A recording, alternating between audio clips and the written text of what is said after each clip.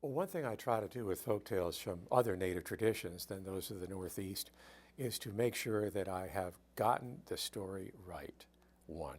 Two, that I acknowledge it properly. Where is it sourced? Where does it come from?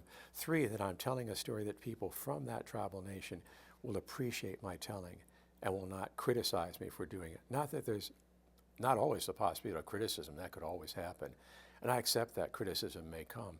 But if by and large it's accepted, and those who've shared the story with me want me to share it, then I feel that I'm doing the right thing. I know of so many children's books. In fact, I would say virtually almost every children's book that is a retelling of a Native American folk tale has been told in the absence of any Native advice, of any living Native input.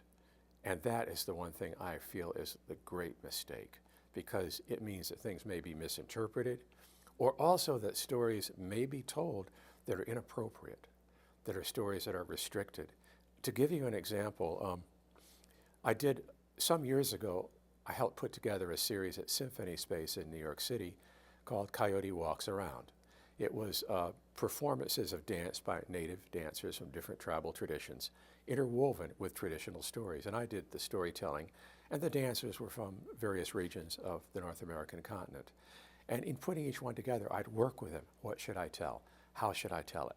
When should I tell it? Where should it be told? And in one case, a Cheyenne grass dancer, Mr. White Man, said to me, "I'd like you to tell the story of the grass dance." I said, "I don't know it." He said, "I will teach it to you, but you have to tell it right. And you have to promise me you'll only tell it when a grass dance is going to be done." And so I've only told that story 3 times in my life. And it's always been when a grass dancer has said, "I hear you know the story of the grass dance as we tell it. Could you tell it before I do the dance?" That to me is an example of a very, very real connection between the tradition, the story, and the proper telling of it.